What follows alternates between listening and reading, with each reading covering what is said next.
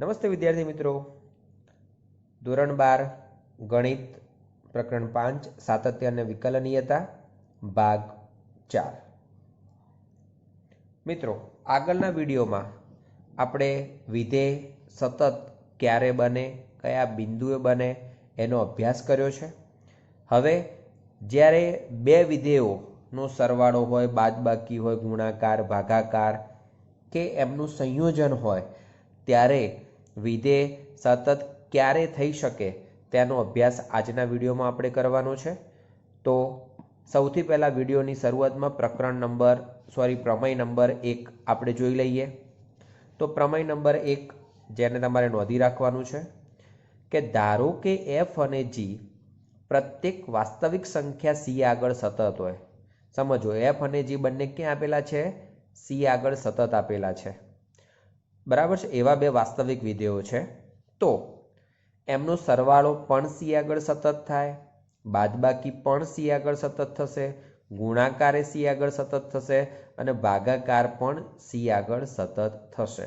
Okay, પરંતુ આ છેલ્લામાં આપણે આ શરત લખવાની છે કે જ્યાં g c does not equal to 0, કારણ કે છેદ ક્યારે શૂન્ય હશે નહીં. તો મિત્રો, આટલો પ્રમેય તમારે નોંધી રાખવાનો છે કે કોઈ પણ બે વિધેયો સી આગળ સતત હોય તો એમનો સરવાળો, બાદબાકી, ગુણાકાર અને ભાગાકાર પણ એ સી આગળ હંમેશા સતત બનશે. ઓકે, હવે આપણે ઉદાહરણ 16 નો અભ્યાસ કરીએ. મિત્રો, ઉદાહરણ 16, સાબિત કરો કે પ્રત્યેક સમય વિધેય સતત છે. મિત્રો, તમને પહેલા તો એ ખબર હોવી જોઈએ કે સમય વિધેય ખરેખર શું હોય. તો કે કોઈ પણ બેનો ભાગાકાર હોય. તો અહીંયા યાદ કરો કે શબ્દ છે, મતલબ કે જે તમે પહેલાં સમજી ગયા છો. તો આપણે યાદ કરો કે એ શબ્દ લખવાની જરૂર નથી.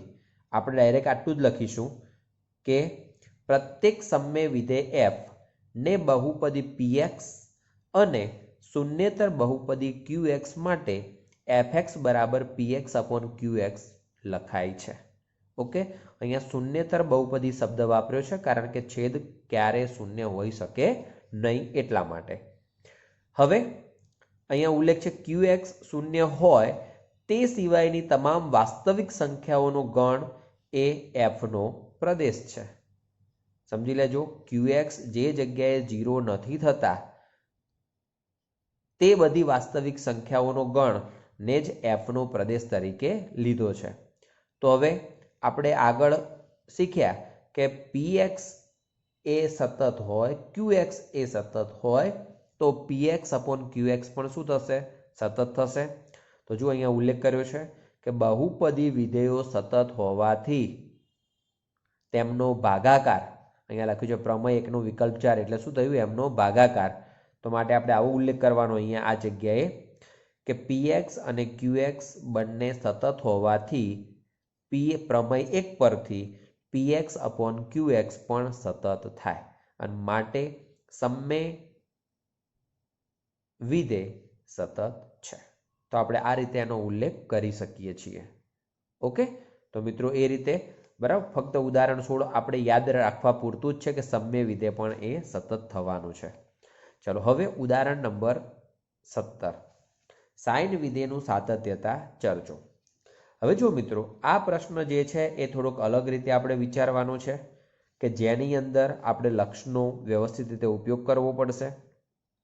હવે આપણે લક્ષના બે પરિણામો જે ધોરણ 11માં શીખેલા છીએ, તો પહેલાં તો આ બંને પરિણામો તમારે નોંધવાના છીએ. એમ કરીને કે આપણે જાણીએ છીએ કે, એમ કરીને નોંધજો, આપણે જાણીએ છીએ કે limit x tense two 0 sin x equal to 0 તથા limit x tense two 0 cos x equal to 1. આ બે પરિણામો જેને આપણે જાણીએ છીએ. ક્લિયર? હવે આ બંને જે પરિણામો છે બરાબર, તો એ બંને પરિણામોનો આપણે ઉપયોગ કરવાનો થશે. તો આપણે હવે આ રીતનો ઉલ્લેખ કરીએ કે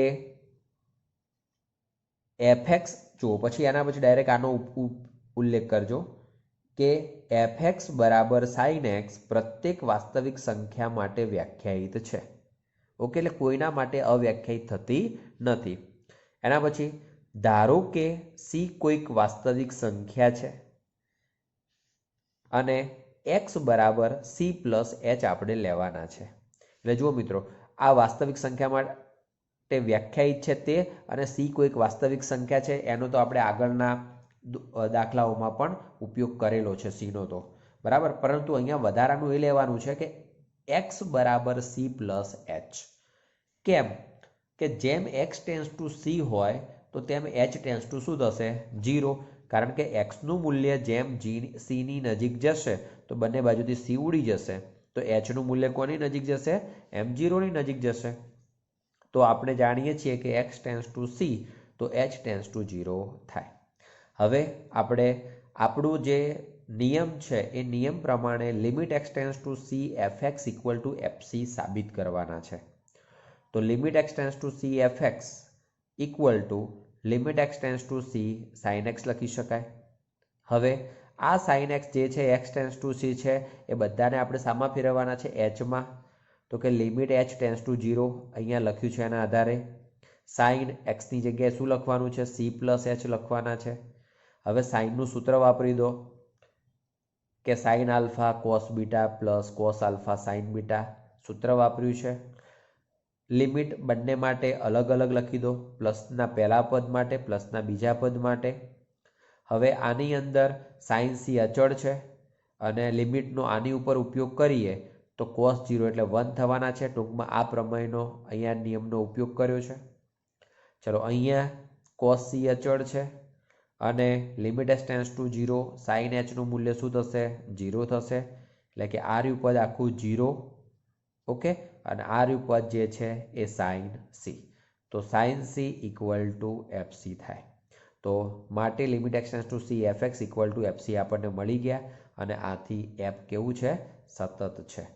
તો મિત્રો, જેવી રીતે આપણે સાઇન વિધેય માટે ઉલ્લેખ કર્યો છે એ જ પ્રમાણે નોંધ કરીને આપણે લખી શકીએ કે આ જ પ્રમાણે કોસાઇન વિધેયના સાતત્યની સાબિતી પણ આપી શકાય. સમજી લેજો, જેવું સાઇન માટેનું કામ કર્યું છે એ જ પ્રમાણેનું કામ તમારે કોસ માટે કરવાનું થશે. ઓકે, તો તમને કોસનો પણ જવાબ મળી જશે. ઉદાહરણ નંબર 18. હવે fx equal two tan x સતત છે એવું આપણે સાબિત કરવાનું છે. પરંતુ મિત્રો, એના માટે તમને sin x અને cos x એ એમના પ્રદેશ ઉપર સતત છે એવું જો તમને આપેલું હોય તો તમે આ સરળતાથી સાબિત કરી શકો. નહીતર તમારે ઉપરનો દાખલો સાઇન માટે ગણવો પડે, એવો જ દાખલો કોસ માટે ગણવો પડે. સાઇન અને કોસ બંને ગણાય એના પછી તમારે ભાગાકાર એટલે પ્રમેય 1 પરથી fx equal two tan x સતત છે એવું તમે લખી શકો. પરંતુ એટલું બધું જો કરવા જાઓ તો એ દાખલો તમારા માટે 3 થી 4 ગુણમાં પૂછવો પડે. અને ઓકે, તો જુઓ અહીંયા વિધેય fx equal two tan x બરાબર sin x upon cos x આપ્યા થાય એવું તો આપણને ખબર છે. હવે આપણને એ પણ ખબર છે કે છેદમાં cos છે તો cosનું મૂલ્ય 0 ન હોવું જોઈએ. તો તેવી પ્રત્યેક વાસ્તવિક સંખ્યા માટે વ્યાખ્યાયિત છે. એનો મતલબ કે x નું કયું મૂલ્ય ન ચાલે? તો કે 2n પ્લસ 1 પાઈ બાય 2 ચાલે નહીં. કેમ? કારણ કે 2n પ્લસ 1 પાઈ બાય 2 જેવી પદ માટે કોસનું મૂલ્ય હંમેશા કેવું થશે? 0. અને માટે આખું પદ કેવું થઈ જશે? અવ્યાખ્યાયિત થશે. માટે x ની કિંમતો આવી લેવાની નથી. જુઓ, માટે tan વિધેય વ્યાખ્યાયિત છે. હવે આને એવું લખ્યું છે કે આપણે હમણાં જ સાબિત કર્યું, આપણે એ બધું નથી લખવાનું. આપણે એમ લખવાનું છે ડાયરેક્ટ કે વિધેયો સાઇન અને કોસ સતત છે. આપણે ડાયરેક્ટ લખી દઈશું વિધેયો સાઇન અને કોસ સતત છે. આપણે આ વાક્ય લખવાનું નથી. ઓકે, કે વિધેયો સાઇન અને કોસ સતત છે. હવે સાઇન અને કોસ સતત હોય તો tan એટલે શું થવાનું? બંનેનો ભાગાકાર. હવે tan એટલે બંનેનો ભાગાકાર થશે તો એનો મતલબ શું થવાનું છે કે આથી tan જ્યાં વ્યાખ્યાયિત હોય ત્યાં બે સતત વિધેયોનું ભાગફળ હોવાથી તે સતત છે. એટલે કે tan બંનેનો ભાગાકાર છે માટે tan વિધેય પણ શું થશે? સતત થશે. તો આપણે આ પ્રશ્નનો જવાબ આ રીતે આપી શકીએ છીએ. તો મિત્રો, પણ આ બધા પ્રશ્નો છે કે પરીક્ષામાં પૂછાય એ સ્વરૂપના નથી. અહીંયા સાબિતી સ્વરૂપનો દાખલો છે તો એ પરીક્ષામાં પૂછાય નહીં. પણ આપણે એટલું સમજી શકીએ, સાઇન તેના પ્રદેશ ઉપર, કોસ તેના પ્રદેશ ઉપર અને tan તેના પ્રદેશ ઉપર સતત થાય. ક્લિયર? તો આ હતું સતત માટેનું. હવે આપણે બે વિધેયોનું સંયોજન ક્યારે સતત બને એનો આપણે અભ્યાસ કરીએ. સમજો, જે આપણા માટે પ્રમેય નંબર 2 છે. તો પ્રમેય નંબર 2 ને આપણે સમજીએ કે એફ અને જી વાસ્તવિક વિધેયો છે. એફઓજી એ સી આગળ વ્યાખ્યાયિત છે. હવે સમજો, એફઓજી એ સી આગળ વ્યાખ્યાયિત છે, આનો મતલબ એવો થાય કે જે હંમેશા પાછળનું વિધેય છે તે સી આગળ વ્યાખ્યાયિત હોવું જોઈએ. તો જો જી એ સી આગળ સતત હોય, સમજી લેજો, પાછળનું વિધેય સી આગળ વ્યાખ્યાયિત તો હશે, બરાબર છે, પણ હવે આપણે સતત સાબિત કરવા માટે શું છે, જી એ ક્યાં સતત હોવું જોઈએ, સી આગળ સતત હોવું જોઈએ. તો હવે એફ વિધેય ક્યાં સતત હોવું જોઈએ, તો એ જીસી આગળ સતત હોવું જોઈએ. કેમ? કારણ કે એફઓજી આપણે સી વિચારીએ છીએ તો એ ખરેખર શું થશે, એફ ઓફ જીસી થવાના. તો કે જી વિધેય સી આગળ સતત હોય તો એફ વિધેય ક્યાં સતત હોવું જોઈએ, જીસી આગળ સતત હોવું જોઈએ. તો એટલા માટે ઉલ્લેખ કર્યો છે. જો જી એ સી આગળ સતત હોય અને એફ એ જીસી આગળ સતત હોય તો એફઓજી પણ સી આગળ સતત થાય. ક્લિયર? તો આ રીતે આપણે એને સમજી શકીએ છીએ. હવે એના આધારે અહીંયા બે ઉદાહરણો સમજાવેલા છે, ઉદાહરણ 19 અને ઉદાહરણ 20. ઉદાહરણ 19 જોઈએ, fx = sin x² સતત વિધેય છે. હવે સમજો, અહીંયા sin x² એ ખરેખર બે વિધેયોનું સંયોજન છે. એક વિધેય આવે x² અને બીજું આવે છે sin x. તો જુઓ, લખ્યું છે કે વિધેય f ને, આપણે આવું કોઈ વાક્ય લખવાની જરૂર નથી. વિધેય f ને વિધેયો gx = sin x અને hx = x² ના સંયોજિત વિધેય GOH તરીકે વિચારી શકાય. કેવી રીતે વિચારી શકાય? GOH તરીકે. કેમ?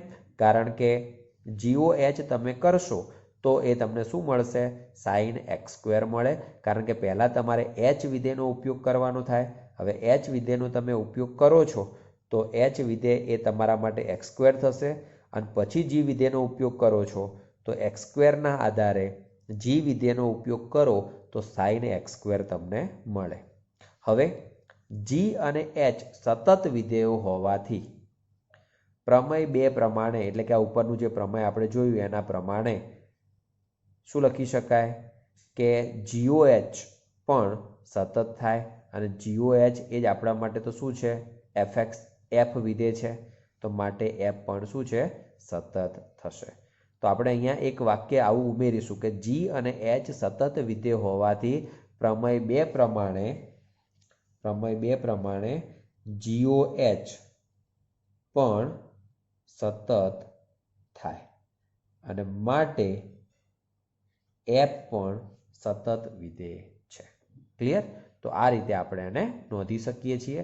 ટૂંકમાં બે વિધેયો આપણી માટે સતત હોવા જોઈએ. હવે જુઓ મિત્રો, આ દાખલો જે છે એને 2 ગુણમાં પૂછ્યો હોય તો તમારે gx = sin x સતત થાય એ બતાવવું પડે. કેવી રીતે? તો આપણે આગળ ઉદાહરણ શીખ્યા હમણાં, એના આધારે gx આખું સતત છે એ રીતે બતાવવું પડે. બીજું, hx = x² સતત થાય એ પણ તમારે આખું બતાવવું પડે. બરાબર? આ બંને સતત થાય એવું તમે બતાવો, પછી એના આધારે એમનું સંયોજન સતત થાય એવું તમે પ્રમેય 2 ને આધારે લખી શકો. કોને આધારે લખી શકાય? પ્રમેય 2 ને આધારે, જે અહીંયા આપણે ડાયરેક્ટ લખી દીધું છે. ઓકે? પણ એ દાખલો 2 ગુણમાં કે 3 ગુણમાં પૂછાય તો એટલું આપણે લખવું પડે. ધારો કે 1 જ ગુણમાં પૂછાયું છે તો પછી તમે આ ડાયરેક્ટ લખી શકો છો આ રીતે. ક્લિયર? તો એ પ્રમાણે પણ એને સમજીને યાદ રાખવું પડશે. હવે ઉદાહરણ નંબર 20, તો એ પણ બે વિધેયોનો સરવાળો અને સંયોજન છે. કયા કયા વિધેયો માટે? તો તમે જુઓ, fx તરીકે અહીંયા આટલું મોટું એક પદ આપ્યું છે. હવે એ પદ ખરેખર બે વિધેયનો સરવાળો પણ છે અને સાથે સાથે એક વિધેયનું સંયોજન છે. બરાબર? તો કયા કયા વિધેયો શક્ય બને? તો જુઓ, બુકમાં અહીંયા એને જે પ્રમાણે આપ્યું છે એ પ્રમાણે આ રીતે એને ડાયરેક્ટ લખી દીધું છે બરાબર, પણ હું એને આ રીતે પણ કહી શકું છું. ચલો પહેલાં આપણે બુક પ્રમાણે સમજી લઈએ, પછી આપણે અલગ રીતે સમજીએ કે એને એક વિધેય આખું લઈ લીધું છે gx, કયું 1 - x પ્લસ મોડ x, એટલે કે આ અંદરનું જે છે તે, અને બીજું વિધેય જે છે hx તરીકે આખું મોડ વિધેય લીધું છે. હવે બંને વિધેયો જે છે એ બંને વિધેયોનું સંયોજન કર્યું છે. તો પહેલું વિધેય કયું આવે? તો આ અંદરનું જે છે તે આવે, અને બીજા નંબરમાં 12 વાળું મોડ આવશે. તો જુઓ, g પહેલા ઉપયોગ થશે અને એની ઉપર h ઉપયોગ થશે. તો h ઓફ gx આપણે લખી શકીએ. તો એ શું થવાનું? h ઓફ આ રીતનું પદ, h નો ઉપયોગ કરશો એટલે આખાનો મોડ ઇક્વલ ટુ fx. હવે આપણે જાણીએ છીએ કે ભાઈ કોઈ બે વિધેયો સતત હોય તો એમનું સંયોજન શું થવાનું છે? સતત થવાનું જ છે. તો એ પ્રમાણે h વિધેય સતત વિધેય છે. કયો? જો ઉદાહરણ 7માં જોયું હતું, બરાબર.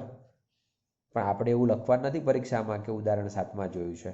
આપણે આવું લખવાનું કે અહીં hx એ સતત વિધેય છે, તેમજ gx પણ સતત વિધેય છે, અને માટે HOG સતત વિધેય થાય, અને માટે f પણ સતત વિધેય થશે. આ તો છે. તો આ રીતે આપણે ઉલ્લેખ કરી શકીએ.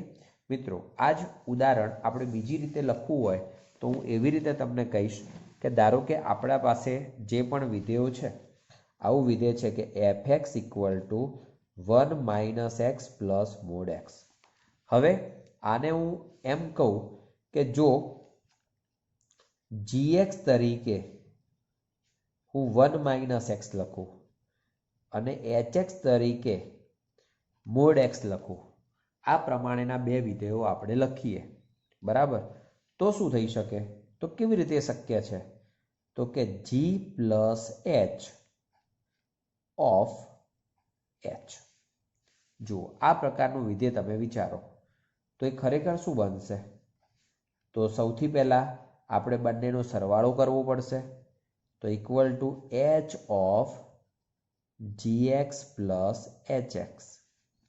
તો h ઓફ gx એટલે 1 - x અને hx એટલે મોડ x. હવે આના ઉપર આપણે h વિધેય એપ્લાય કરીએ. તો h વિધેય એપ્લાય કરીએ એટલે શું થવાનું? પાછો મોડ આવી જશે, mode 1 - x plus mode x of mode. તો આ રીતે આપણે એને લખી શકીએ છીએ. તો આ રીતે પણ થઈ શકે, પણ ક્યારે? જો g વિધેય તમે 1 - x લો છો ત્યારે. ઓકે, તો પછી આપણે એ વખતે ખાલી આટલું જ લખવાનું કે gx એ બહુપદી વિધેય છે તો એ સતત હોય. hx મોડ x વિધેય છે, માનાંક વિધેય છે, તે પણ r પર સતત છે, માટે g પ્લસ h પણ r પર સતત થાય, અને માટે h of g plus h પણ r પર સતત થાય, અને માટે આપેલ વિધેય f પણ r પર સતત થાય. તો આ રીતે આપણે એને ક્રમશઃ લખી શકીએ છીએ. તો મિત્રો જુઓ, બંનેમાંથી તમે કોઈ પણ રીતે લખશો તો એ ચાલશે, પણ આ દાખલો પણ કેટલા ગુણમાં? જો 1 ગુણમાં પૂછાય છે તો જ તમારે ડાયરેક્ટ લખવાનો થશે, પરંતુ 2 ગુણમાં પૂછાય કે 3 ગુણમાં પૂછાય તો પછી તમારે આ વિધેય ભલે બુક પ્રમાણે જોવો છો તો આ વિધેય આખું સતત બતાવવું પડે અને આ વિધેય સતત બતાવવું પડે. પણ હું એમ માનું છું કે એના કરતાં બુક કરતાં તમે આ રીતે ગણશો તો એ વધારે અનુકૂળ પડશે તમને, કે gx તરીકે બહુપદી વિધેય 1 - x જે છે એને સતત બતાવો, hx તરીકે મોડ x જે છે એમને સતત બતાવો, અને પછી આના માટે પ્રમેય 1નો ઉપયોગ અને સંયોજન માટે પ્રમેય 2નો ઉપયોગ, એ રીતે તમે લખી શકો છો.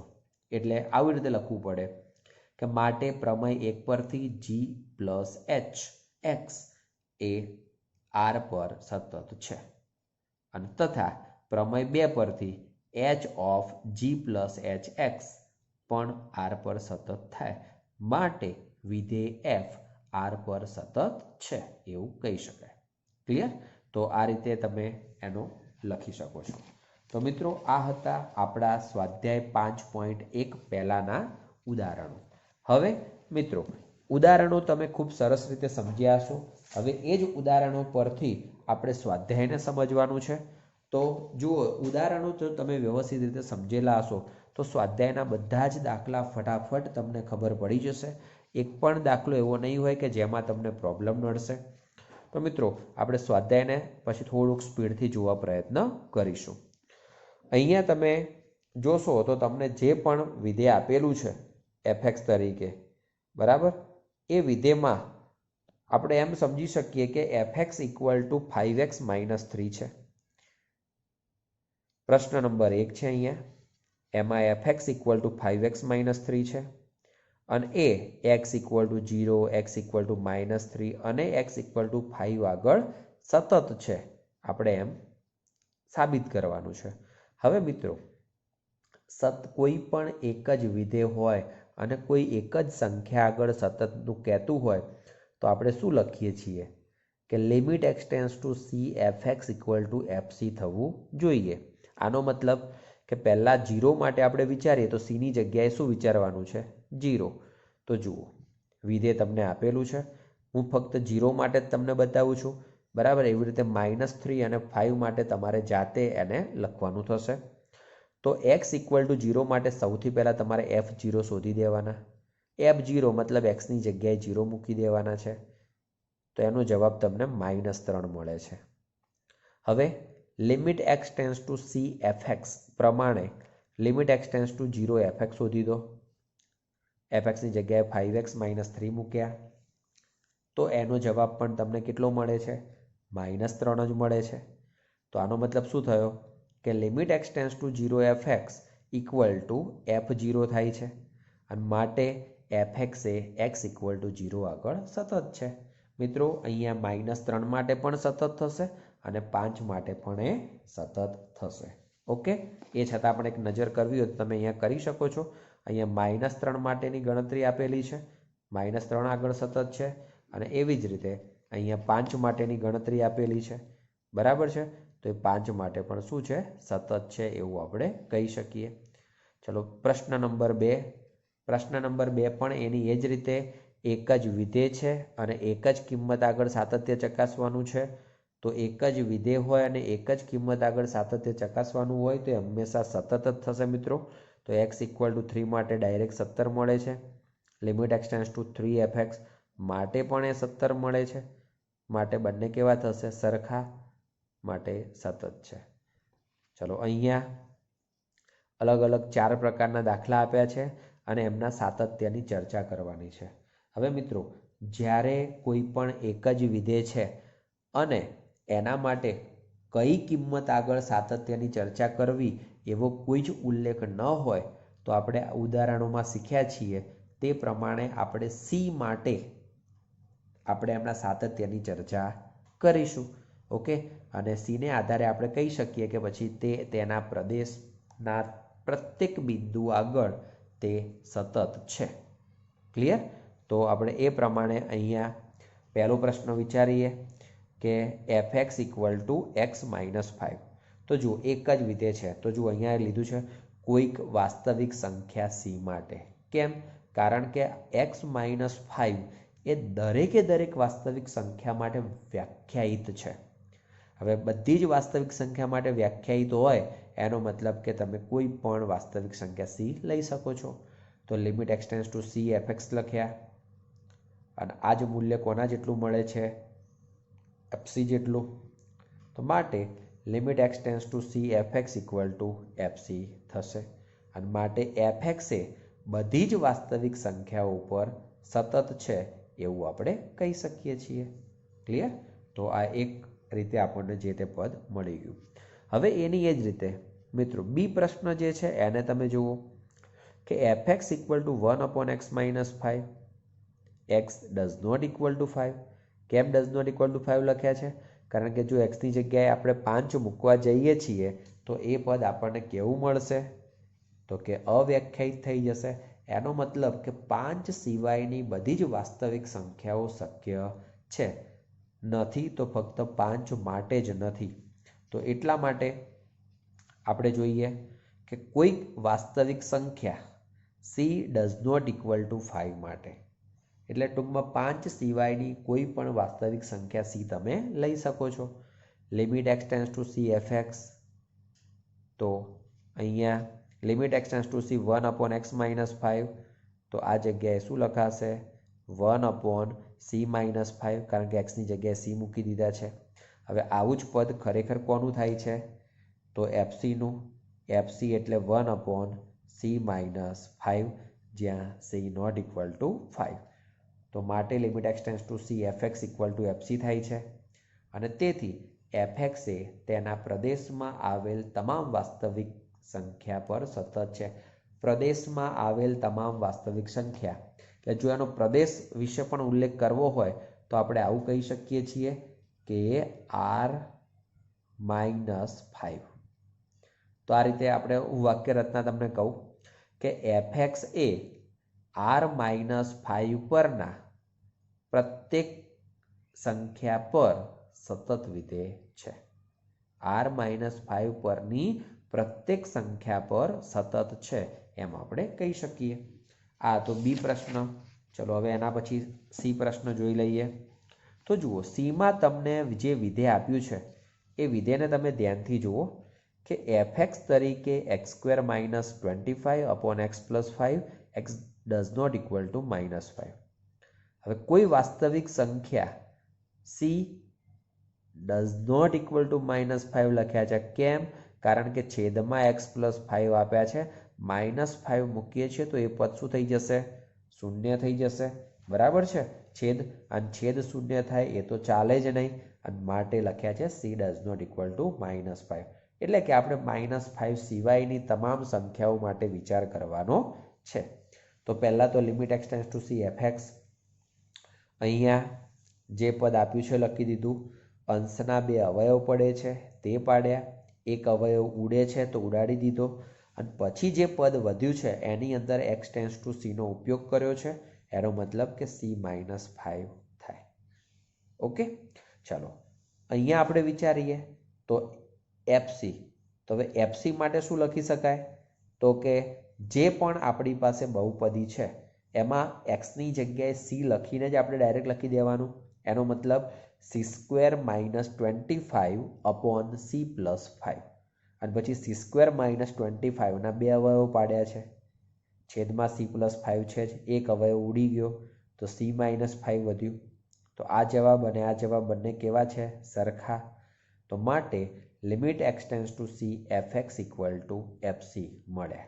ઓકે, અને માટે શું લખી શકાય કે fx એ તેના પ્રદેશમાં આવેલ દરેક વાસ્તવિક સંખ્યા માટે સતત વિધેય છે અથવા r-5 પરની દરેક વાસ્તવિક સંખ્યા માટે સતત વિધેય છે. હવે ડી પ્રશ્ન જુઓ મિત્રો. ડી પ્રશ્ન જે છે એ ડી પ્રશ્નમાં ફક્ત ને ફક્ત તમને એકલું માનાંકનો જ ઉલ્લેખ કરીને આપેલો છે. આટલું જ આપેલું છે તમને fx equal two mod x - 5. બરાબર. પણ જ્યારે માનાંક વિધેય હોય તો આપણને એટલી ખબર પડે કે ભાઈ mod x - 5 છે તો ક્યારે એને મોડ દૂર કરીએ તો શું લખી શકાય. બરાબર છે? તો તમને એટલું સમજાવી દઉં કે fx equal two mod x - 5 છે. જો એક્સની કિંમત 5 કે 5 કરતાં તમે મોટી લો છો તો એ વખતે તો આનું મૂલ્ય હંમેશા કેવું મળવાનું છે? ધન જ મળવાનું છે. એટલે તમે માનાંક કરશો કે નહીં કરો ચાલી જવાનું છે. બરાબર છે? પણ ક્યારે? જ્યારે એક્સની કિંમત 5 કે 5 કરતાં મોટી હશે ત્યારે. પરંતુ જો એક્સની કિંમત 5 કરતાં નાની હોય તો એ આ અંદરનું પદ જે છે તે કેવું થશે? 5 કરતાં નાની. હું એમ કહું 4 છે તો 4 - 5 એટલે કેટલા થાય? -1 થાય. ઓકે, મતલબ ઋણ થયું અંદર અને ઋણનો માનાંક કરો છો તો શું થવાનું? ધન થવાનું. પરંતુ આપણે હવે માનાંક કરવો જ નથી અને ડાયરેક્ટ એનો જવાબ ધન લાવવો છે તો મને આવું લખું તો ચાલે? -x - 5. કારણ કે હવે તમે 4 મૂકો તો 4 - 5 એટલે -1 અને બીજું માઇનસ આગળ આવશે એટલે +1. આમે માનાંકનો મતલબ એ પ્લસ જ જવાબ મળે છે. અહીંયા હવે તમે અહીંયા કોઈ પણ કિંમત લેશો આના માટે તો પણ પ્લસ થશે.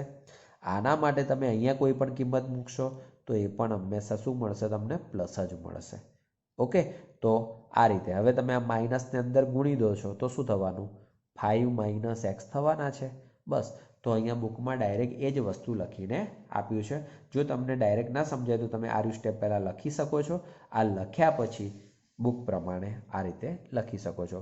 એકમાં x - 5 જે x ગ્રેટર ઓર ઇક્વલ 5 માટે છે અને x લેસ દેન 5 માટે 5 - x છે. હવે મિત્રો અહીંયા આપણે સાતત્યની ચર્ચા કરવાની છે. તો સાતત્યની ચર્ચા કરવા માટે કયા બિંદુ આગળ શું છે એનો વિચાર કરવો પડે. તો તમે જોઈ લો કે અહીંયા 5 માટે બે વિધેયો અલગ પડે છે. હવે 5 માટે બે વિધેયો અલગ પડતા હોય તો આપણે 5નો અલગ શક્યતા વિચારવી પડે, x લેસ દેન 5 માટેની શક્યતા અલગ રાખવી પડે, x ગ્રેટર દેન 5 માટેની શક્યતા અલગ રાખવી પડે. એટલે કે ટોટલ 3 વિકલ્પો વિચારવા પડશે જે આપણે ઉદાહરણોમાં શીખ્યા છીએ તે પ્રમાણે. તો પહેલો વિકલ્પ x લેસ દેન 5. હવે આપણને ખબર છે કે જો કોઈ એક જ વિધેયને આધારે આપણે કહેતા હોઈએ તો એ તો હંમેશા શું છે, સતત થવાનું છે. તો જુઓ c લેસ દેન 5 માટે fc ડાયરેક્ટ 5 - c મળે છે. Limit x tends to c fx, તો limit x tends to c 5 - x equal to 5 - c. તો fc અને limit x tends to c fx બંને કેવા મળ્યા? સરખા મળ્યા છે. એનો મતલબ કે fx એ x લેસ દેન 5 પર શું છે, સતત છે. હવે બીજું 5 માટે આપણે વિચારીએ છીએ તો 5 માટે ટોટલ 3 પ્રકારના વિધેયો વિચારવા પડશે. કયા 3 પ્રકારના? તો કે એમાં ડાબી બાજુનું લક્ષ, જમણી બાજુનું લક્ષ અને 5 માટે. તો ચલો સૌથી પહેલાં f5 લખી દીધા છે. તો f5 આ વિધેય એના માટે વાપરવું પડશે. તો 5 - 5 એટલે શું થશે? 0. Limit x tends to 5 - fx, 5 કરતાં નાની કિંમત માટેનું વિધેય તો કયું થાય? 5 - x. તો જુઓ limit x tends to 5 x લખ્યા છે. ઓકે, એટલે અહીંયા સોરી 5 - લખવાના છે. 5 - x. હવે ત્યાં પણ x ની જગ્યાએ આપણે 5 મૂકી દઈએ, જવાબ 0. ચલો limit x tends to 5 + fx. ચલો 5 કરતાં મોટી કિંમત માટે x - 5 વિધેય છે. તો limit x tends to 5 plus તો x - 5. તો ત્યાં પણ x ની જગ્યાએ 5 મૂકી દઈએ, એનો જવાબ 0. ત્રણેય રીતે જવાબ 0 મળે છે. એનો મતલબ કે ત્રણેય માટે જવાબ કેવો આવ્યો? સરખો. ઓકે, તો કે limit x tends to c plus fx equal two limit x tends to c minus fx equal two fc. અને તેથી fx એ શું થશે? 5 પર સતત છે એમ કહી શકાય. વિકલ્પ 3 વિચારીએ c ગ્રેટર દેન 5 માટે. તો c ગ્રેટર દેન 5 માટે અહીંયા એક જ વિધેય છે, આ રહ્યું તે. તો એ વિધેય હંમેશા શું થશે? સતત જ થવાનું છે, કારણ કે એક જ વિધેય છે માટે. તો limit x tends to c fx, limit x tends to c x - 5 equal to c - 5 અને માટે limit x tends to c fx equal two fc થશે. અને માટે શું કહેવાય કે fx એ x ગ્રેટર દેન 5 પર સતત વિધેય છે. તો જુઓ 5 કરતાં નાની કિંમત માટે, 5 માટે અને 5 કરતાં મોટી કિંમત માટે બધી જ જગ્યાએ સતત થાય છે. તો fx એ બધી જ વાસ્તવિક સંખ્યાઓ ઉપર સતત વિધેય છે. આવું લખી શકાય નહીંતર કે fx એ r પર સતત વિધેય છે એવું લખો તો પણ ચાલે, અથવા fx એ r પરની બધી જ સંખ્યાઓ ઉપર સતત છે. ક્લિયર? તો મિત્રો આ વિડીયોમાં આપણે આટલા સુધી રાખીએ છીએ, પ્રશ્ન નંબર 3 સુધી. મિત્રો વિડીયોના દરેક પ્રશ્નને સમજવાનો પ્રયત્ન કરો. બરાબર, ન સમજાય તો એને વારંવાર પુનરાવર્તન કરીને વિડીયોને જુઓ કે જેથી કરીને તમને આપોઆપ બધું સમજાતું થઈ જશે. Thank you. જય હિન્દ.